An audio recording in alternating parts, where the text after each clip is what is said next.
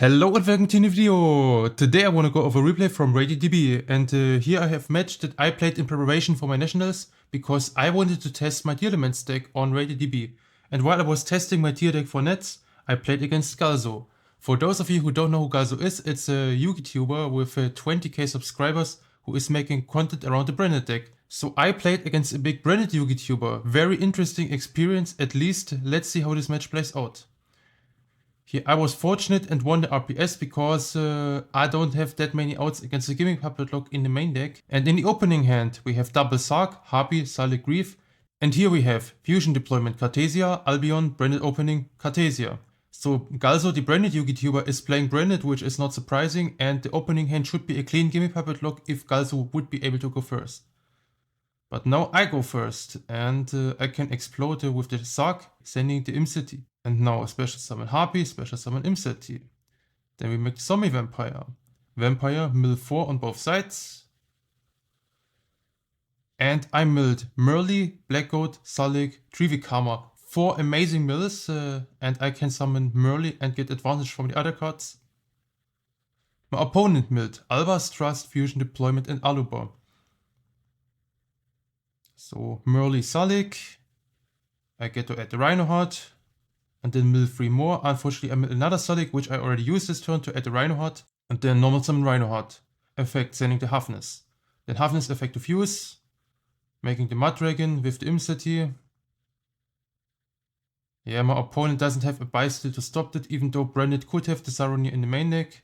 And now I have Bahamut Tote as a protection against any potential Bystils from my opponent in the future. So Trivikama, such the Pearl Rhino. And then Tearkash effect, banishing the Salik because I can add it back with my Grief. Milling 3 cards, 2 Foolish Burial Goods, and the Squamata. Squamata is a really nice mill because it allows me to dump the Beast, and Beast is a draw 1, and I have set up for Winder in the next turn. Or I could also go into Winder in my own turn. And here I had to make a huge think because I had several endballs that I could go into, and I decided to link those off into IP Masquerina. And then Grief. Grief summon Sharon, send Sharon, Sharon effective fusion summon. Putting back Sharon, Merly, Rhino Heart, make Kaleido Heart. Then Planet, pop the Kaleido Heart, Kaleido effect. Special summon Kaleido Heart back. Sending the Merly because we haven't used Merly this turn. So Merly put back herself, Shaddoll Beast, make Winder. Set Sulik, pass. And this endboard is absolutely amazing. So this is basically an FTK against any decks except hardcore stun decks, but even against those decks this endboard is still pretty decent. Because we have the Winder, a floodgate that prevents my opponent from special summoning more than once, then Toad to negate board breakers like Book of Eclipse or Talents.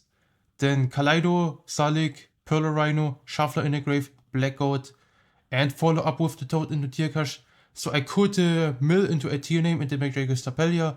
Or I could also send the Kaleido Heart with the Sulik and then make Dragos Tapelia for 1 additional monster negate. Let's see if Galzo is able to break this board. So we start with Albion the Shrouded Dragon, dumping the Retribution, and then top decking into Dark Ruler. And Dark Ruler is pretty strong because it negates the effects of all the monsters here. And I decided to chain the Salik and then chaining the IP. So IP to get rid of the Winder.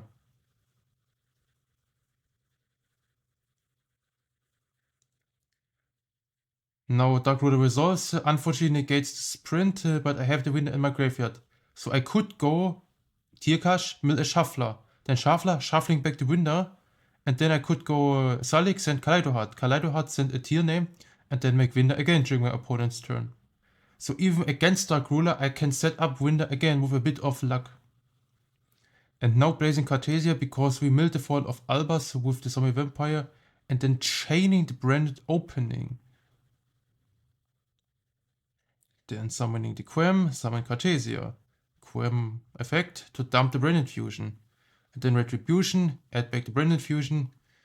And now Galzo has a Branded Fusion, which is kinda scary because Branded can do really nasty stuff if the deck is able to resolve the Branded Fusion. And therefore I decided to go Tearkash. Finishing another Solic because I can add it back with the Grief. And then milling 3 including a Shuffler. And now the shuffler should be able to deal with the Branded follow-up that my opponent gains from the Branded Fusion. So even though my opponent hit me with Dark Ruler and Branded Fusion, I'm still in a completely fine position. And here he is sending the Fall of Albas and a Tragedy. Then Lubellion 1, discarding Cartesia, Tragedy 2 to search a Despia monster. And here is where I chained the Black Goat, calling the Mirror Jade, because it's obvious that my opponent wants to summon the Mirror Jade here and then potentially banish my Kaleido Heart in the future. I don't want my Kaleido Heart to get banished by the Mirror Jade, therefore using the Black Goat, calling Mirror Jade. So I could also chain a Shuffler, but there is no need to chain the Shuffler here. I allow him to add Alubar.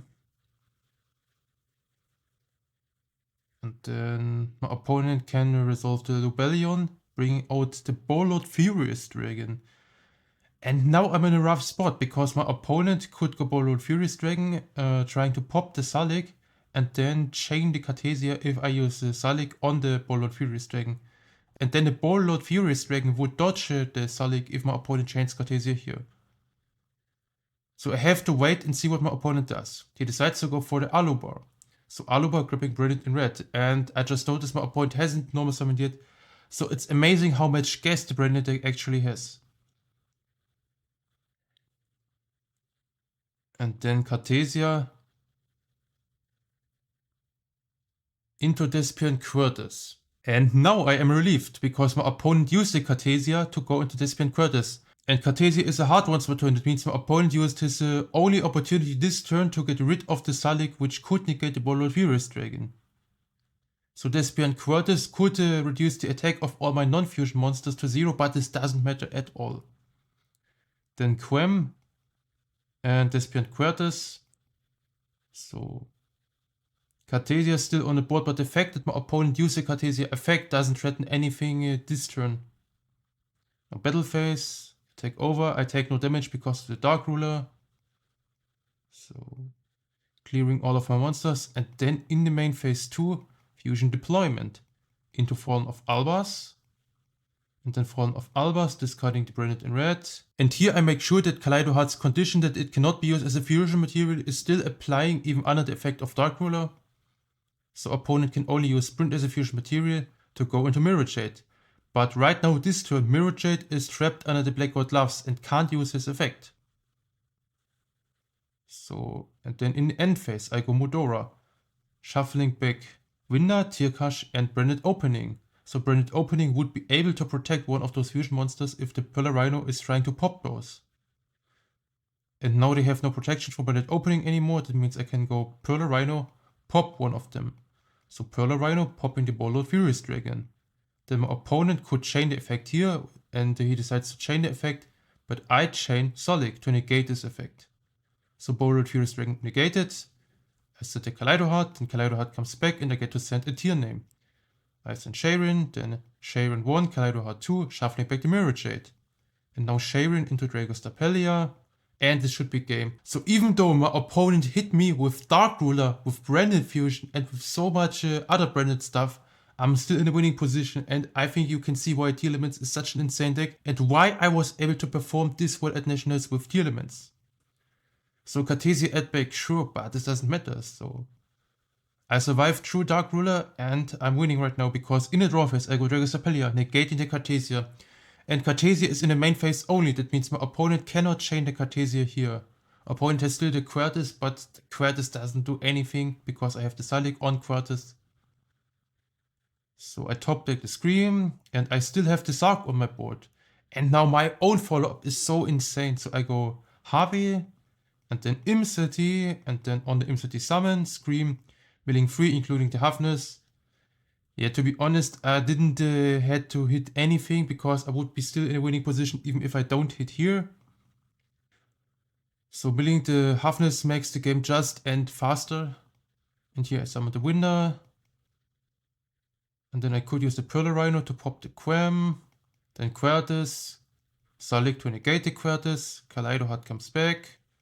And then I send the Sharon.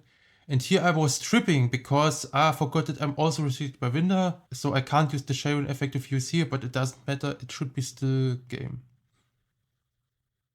So battle phase. And here is where I was tripping a second time and made a small misplay because I forgot that my opponent has the Aluber in the graveyard. And Aluber could just come back if a fusion monster is destroyed by battle. So Aluber comes out here and is able to block one attack from my side. And now it shouldn't be lethal anymore.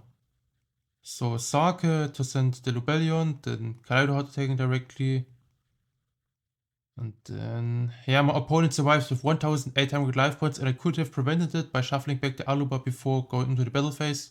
So, small misplay on my side, but it's still lethal because even though my opponent has Cartesia, Aluber, it's not going to be enough to break through Winder and all of this other stuff. So if my opponent goes normal summon Aluber, I negate with Drago Sapelia. Then he could bring out Cartesia, but can't do anything with the Cartesia because of Winder, and now it's game. Tearlaments strongest.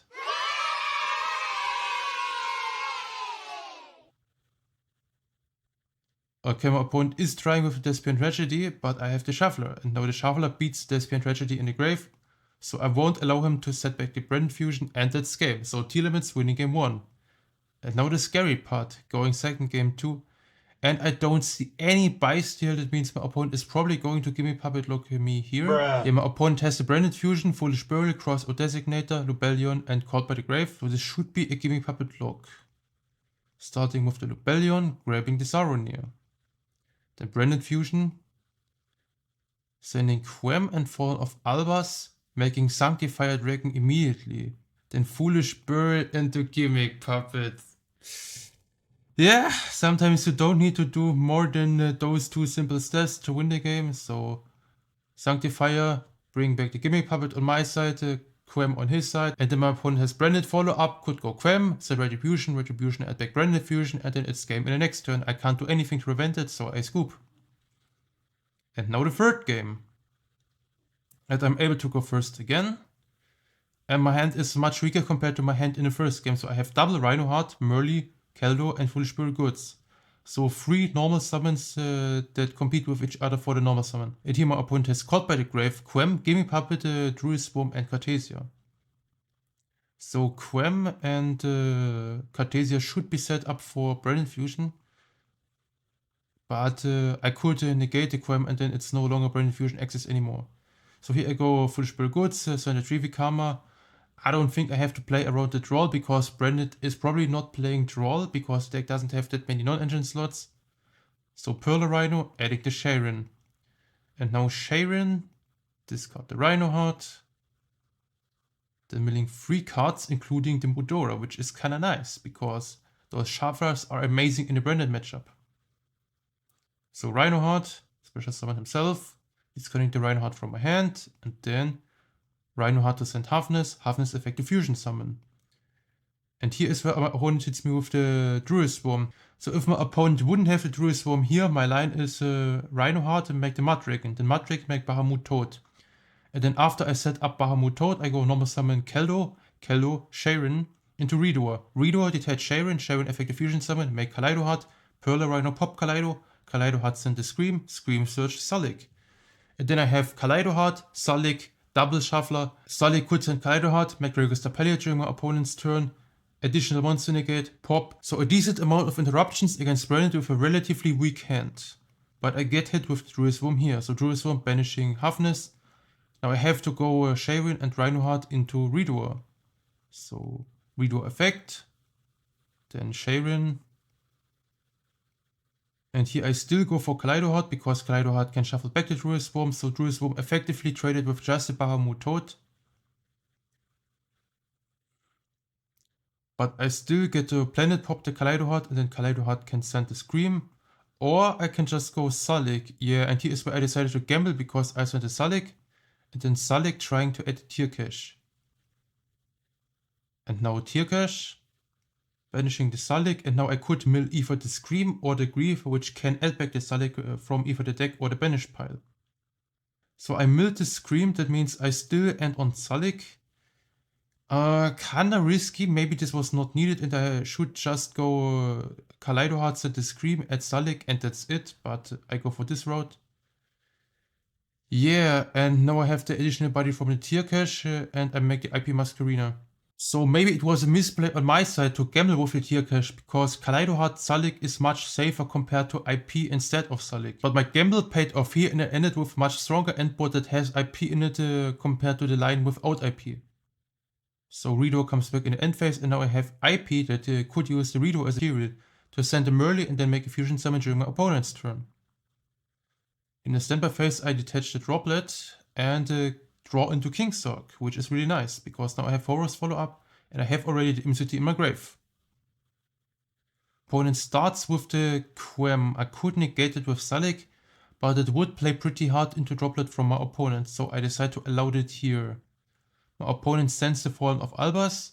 Not sure if Fallen of Albas is the correct choice here. I mean, we could also send Albion the Shrouded Dragon, and this would allow the Cartesia to special summon herself from the hand. Anyways, all of those branded lines lose to my double shuffler setup in the graveyard. And here is where I decided to do something. So I went IP, using the Redo as a material, to go into SP.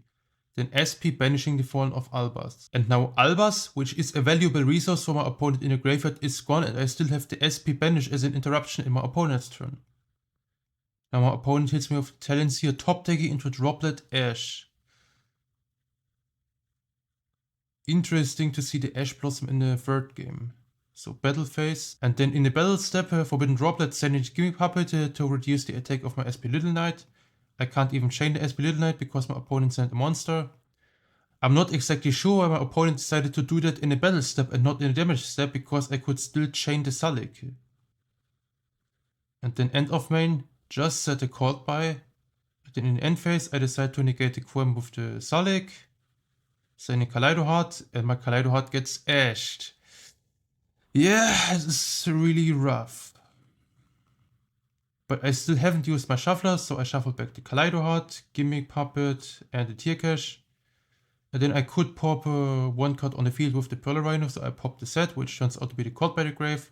And here is where my opponent scoops, because in my own turn I had to play Mudora, shuffle back the Rhino Heart. Then Pearl Rhino popped the Salik. Salik search Rhino Heart. Rhino Heart send Sharon. Sharon make Muddragon. Muddragon make Bahamut Toad. Destroy the Quem by battle. And then my opponent has just Cartesia plus one top deck and totally awesome, should be able to beat the top deck from my opponent. So I should be in a winning position in the next turn. And this is how I won against the Branded content creator Galzo. I hope you can see the strength of Tearlament and understand why this deck performed so well for me at Nationals this year. If you have any questions, feel free to ask them in the comment section. See you in the next video. Have a nice day. Bye.